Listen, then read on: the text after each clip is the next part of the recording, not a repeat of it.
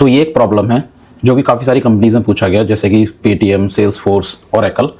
तो इसमें हमें क्या बताना है कि ये जो इसमें दो स्ट्रिंग्स दे रखी होंगी, जैसे एक ये दे रखी है एग्जांपल, एक ये है और एक ये दे रखी है टी, एस और टी, कि ये वैलिड एनाग्राम है कि नहीं। ये जो पेयर्स हैं ये एक दूसरे के, यानी कि एनाग्राम क्या होता है कि सपोज अगर एक ये स्ट्रिंग है तो उसके जितने भी कैरेक्टर्स हैं, ये जो स्ट्रिंग है इसके जितने भी कैरेक्टर्स हैं, जो दूसरी स्ट्रिंग है उसमें सेम कैरेक्टर्स होने चाहिए, बट वो किसी भी ऑर्डर में हो सकते हैं। ऑर्डर्स रीअरेंज हो सकता है उसका कुछ भी, बट नंबर ऑफ कैरेक्टर्स और जो उनकी फ्रिक्वेंसी है ईच कैरेक्टर की वो सेम होनी चाहिए।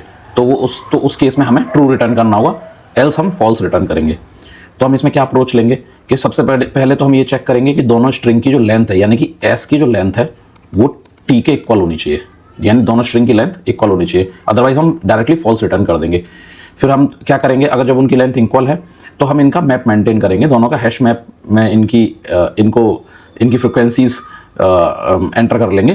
तो जिनके जो कैरेक्टर्स हैं तो सबकी फ्रिक्वेंसी मेंटेन करेंगे। तो कुल मिला के हम दो मैप क्रिएट कर लेंगे, मैप 1 और मैप 2। और इसमें क्या करेंगे, हम जो मैप 1 है उसको हम कंपेयर कर लेंगे मैप 2 से। तो मैप 1 सीधा इक्वल्स टू फंक्शन के अंदर डाल के इक्वल्स टू मैप 2। तो अगर मैप 1 मैप 2 के इक्वल होगा तो कुल मिला के हमारा जो रिजल्ट होगा वो ट्रू रिटर्न होगा, तो हम रिटर्न ट्रू करेंगे, और एल्स हम फॉल्स रिटर्न करेंगे। मतलब हम रिटर्न में सीधा यही डाल देंगे, मैप 1 डॉट इक्वल्स मैप 2।